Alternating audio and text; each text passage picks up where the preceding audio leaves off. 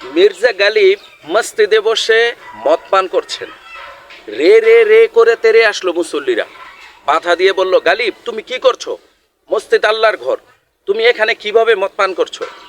গালিব তাকালেন মুসল্লিদের দিকে, তারপর আরেক ঢোক পান করে বললেন, শরাব পিনে দে মসজিদ মে बैठे कर, या वो जगह बता जहां खुदा नहीं।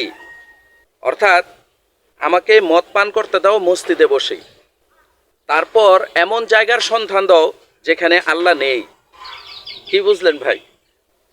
অর্থাৎ আল্লাহ যেহেতু সব জায়গাতেই আছেন, আর এই যুক্তিতে যদি মসজিদে আল্লাহ আছেন এজন্য মসজিদে বসে মদ পান করা যদি না জায়েজই হয়, তাহলে এমন কোন জায়গা আছে যেখানে আল্লাহ নেই সেখানে বসে মদ পান করা যেতে পারে?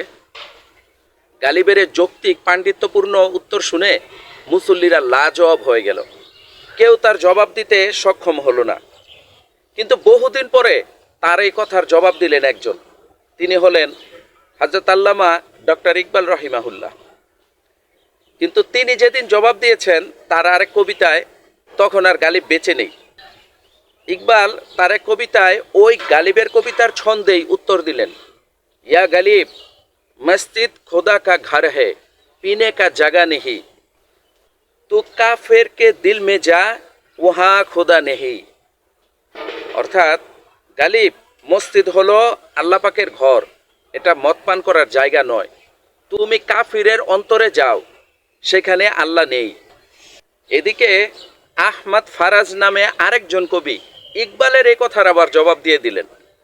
তিনি বললেন, কাফির কে দিল মে আয়া হো দেখকর, খোদা মৌজুদ ওয়াহা উসসে পাতা নেহি।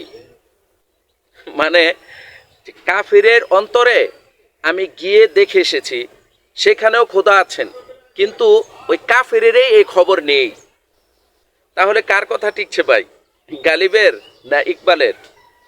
এদিকে ওয়াসি নামে আরেকজন কবি এই কথাটির আবার জবাব দিয়ে দিলেন, যে खुदा तो मौजूद है दुनिया में हर जगह, तू जन्नत में जा वहाँ पीने से मना नहीं।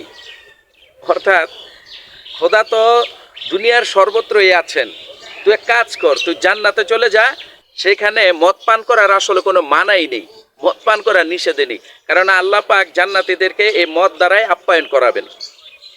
সেখানে মদ থাকবে পবিত্র, সেই মদে কোনো মাদকতা থাকবে না। আর এক কথায় জান্নাতে এই দুনিয়াবি হালাল হারামের বিধানও খাটবে না। সুতরাং জান্নাতে গেলে একেবারে নির্ঝঞ্ঝাট, বিনা আপদে যত খুশি ইচ্ছা মদ পান করা যাবে। এদিকে সাকি নামক আরেকজন কবি এই কথাটির আরো চমৎকার আরেকটু উত্তর দিয়ে দিলেন।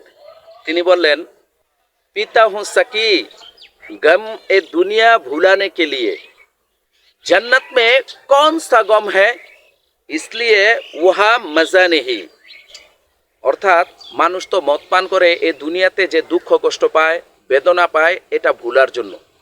তো জান্নাতে তো দুঃখ কষ্ট বেদনা বলতে কিছুই থাকবে না। সুতরাং দুনিয়াতে মদ পানের যে তৃপ্তি, মদ পানের যে মজা, সেটা কিন্তু জান্নাতের মধ্যে পাওয়া যাবে না।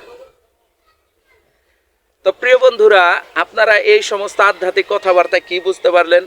এবং এই সমস্ত বিশ্ববিদগ্ধ যে সমস্ত মনীষীগণ, তারা তাদের কথার মাধ্যমে এই কথাটির, গালিবের কথার জবাব দিতে চেয়েছেন, আপনাদের কাছে কোন কথাটি বেশি যৌক্তিক মনে হয়েছে এবং আপনাদের মনে এমন কি কোনো যথার্থ উত্তর রয়েছে, এটা কি আপনি মনে করেন? যদি মনে করেন তা এখানে লিখে জানাতে পারেন। এই কবিতা এবং এর বিষয়বস্তু আপনাদের কাছে কেমন লেগেছে অবশ্যই কমেন্ট করে জানাবেন। সকলে ভালো থাকবেন, সুস্থ থাকবেন।